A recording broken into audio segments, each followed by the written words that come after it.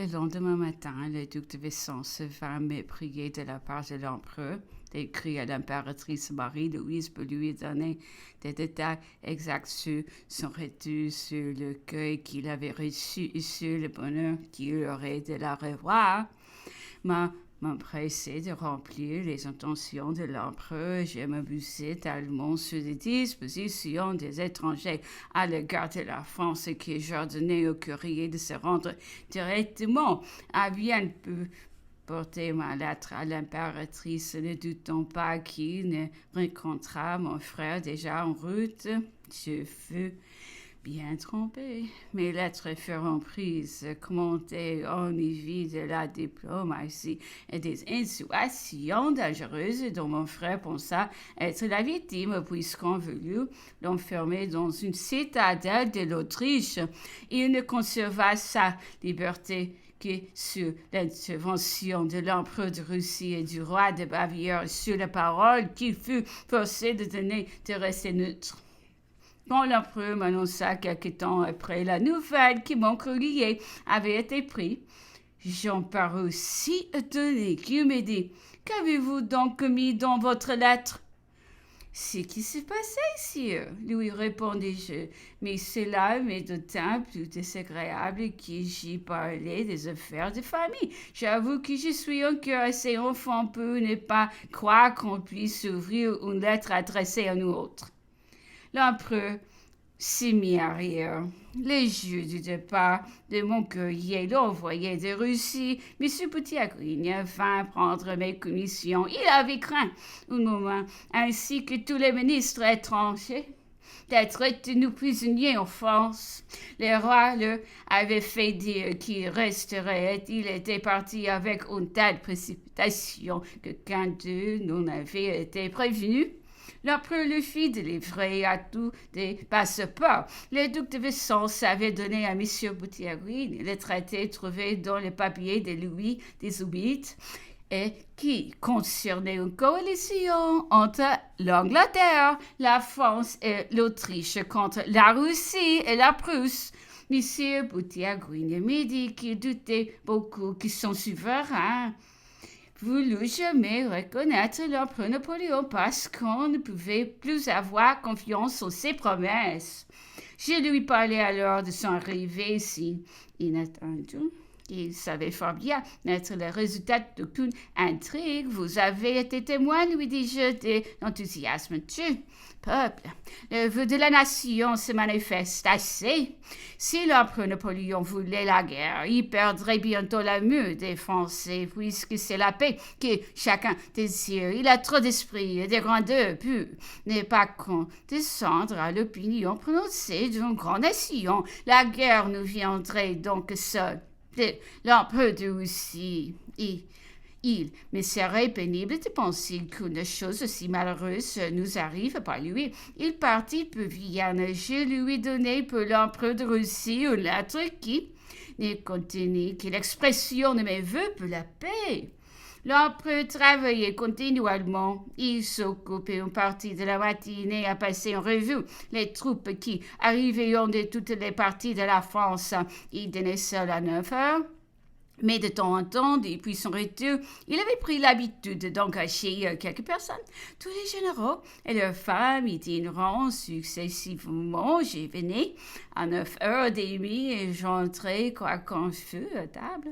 La conversation était toujours générale. On donnait souvent à l'empereur des détails assez curieux sur la vie que menaient les rois et les princes. On se tendait sur l'empressement qui mettait à reprendre certains usages oubliés depuis longtemps. On citait entre autres la fameuse ordonnance sur le dimanche, les processions dans les rues et toute occasion, ce qui faisait dire à l'empereur que les Français ne pouvaient pas accoutumer à des usages aussi vieillis. Le général Albert raconta que le duc d'Orléans, partant de Lille en voyant prendre la cocarde tricolore, s'était écrié que je serais heureux de la porter avec vous.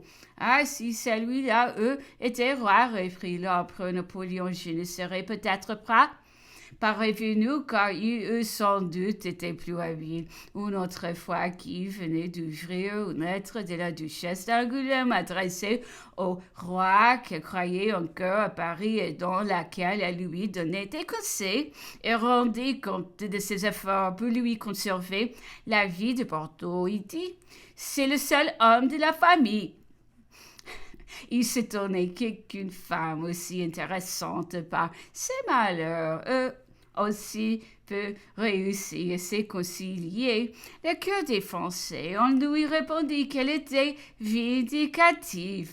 J'ai remarqué que les personnes les plus assidues auparavant près du roi et des princes étaient souvent les premières à les tourner en ridicule, comme aussi les plus dévoués en apparence à l'empereur Napoléon avions été à son départ pour l'île d'Elbe, les premières de l'accabler.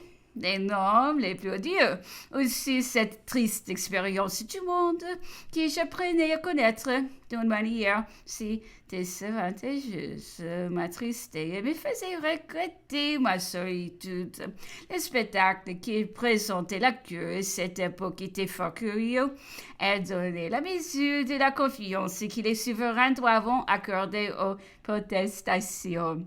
D'amour, de fidélité, un grand nombre de royalistes les plus exaltés, croyant la cause du roi irrévocablement perdu, cherchant déjà à s'excuser et à faire oublier leur conduite en se montrant autant plus enthousiastes de l'empereur. Autour de lui se pressaient à l'envie les membres du chambre, les chambellans, les écuyers, les généraux, les magistrats, même ceux qui, on avait dit, les plus de mal, ils suscitaient en ses faveurs et vantaient le bonheur de la France. Les possédait encore. Lui, un homme supérieur semblait ignorer entièrement tout ce qui avait été dit et fait contre lui. Il ne lui échappa aucun reproche. Il est des circonstances tellement issues de la prévoyance humaine avait-il dit qu'il est impossible de se tracer une conduite invariable. L'indulgence est une des premières vertus d'un souverain. Je pardonne ceux qui n'ont trahi que moi, aussi ressuscité toutes les femmes, excepté celles qui avions abandonné l'impératrice, à tous les hommes, excepté ceux qui avions livré la France.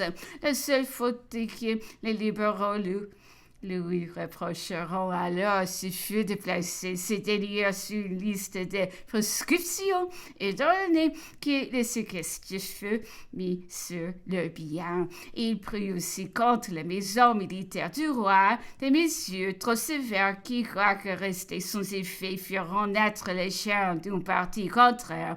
Il eût été peut-être de sa politique délaissé dans la chambre des pairs les anciens ducs et pères de France qui ne se serions pas fait beaucoup prier alors pour se rallier à Louis. Mais, accoutumés depuis longtemps à les regarder comme ses ennemis et convaincus de les trouver toujours tels, il s'entira presque exclusivement du parti des libéraux et s'attacha même les républicains. Ces deux classes de citoyens formaient la réunion la plus nombreuse, la plus énergique et la plus capable de seconder ses vœux, puisque leurs intérêts étaient la même. Déjà, les événements m'avaient rejeté dans une vie agitée. Je ne appartenais plus, que j'étais tout entière aux autres. La duchesse d'Orléans et de Bourbon furent les premières dont j'ai m'occupé. J'ai trouvé une douce satisfaction à me venger ainsi de la conduite royaliste à mon égard. L'empereur accorda à madame la duchesse d'Orléans 400 000 francs de rente. On lui laissait les jouissances de 1,8 million francs provenant des coups de bois qu'il venait de faire des anciens bois de l'État repris par elle depuis la Restauration. Et la duchesse de Bourbon 200. Oh my goodness. What's 50? 250,000 francs de rente. Le lendemain de son arrivée, l'empereur avait envoyé un de ses aides-de-camp auprès d'elle afin de les tranquilliser. J'y avais aussi envoyé le baron de Vaux. Madame de Vitrolles me fit demander une audience particulière que je m'empressais de lui accorder. Elle vint avec sa fille pour me prier de susciter auprès de l'empereur la liberté de son mari. Il avait été arrêté à Toulouse et ramené à Paris parce que en 1814, avant l'abdication de l'empereur, il s'était rendu près du comte d'Artois, quoique employé par le gouvernement impérial. Madame de Vitrolles me dit qu'elle arrivait des Gonds et qu'elle croyait pouvoir assurer qu'on rendrait le diamant de la couronne si son mari était relâché.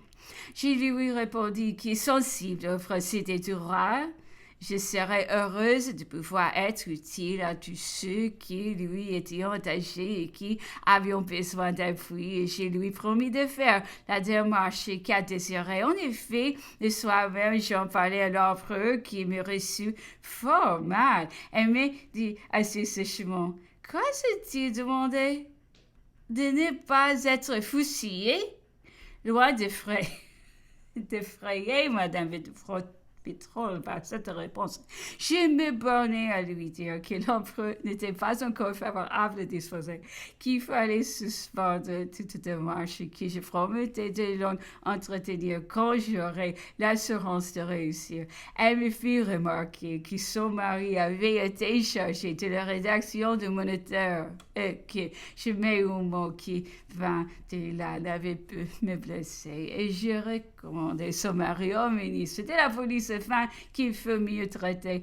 Je l'ai reçue plusieurs fois. Elle m'accabla de compliments, de témoignages exagérés de sa reconnaissance. Et plus tard, cette prétendue reconnaissance changea bien de langage. Lorsque, du mois après, j'ai lu dans ce même Moniteur que j'étais citée avec Madame Amélan, femme remplie d'esprit, mais qui ne venait jamais chez moi pour avoir conspiré pour le retour de l'empereur Napoléon. Lorsque j'ai lu que j'étais la cause de tous les malheurs qui accablaient la France, je n'eus plus de doute de quelle part me venait cette calomnie.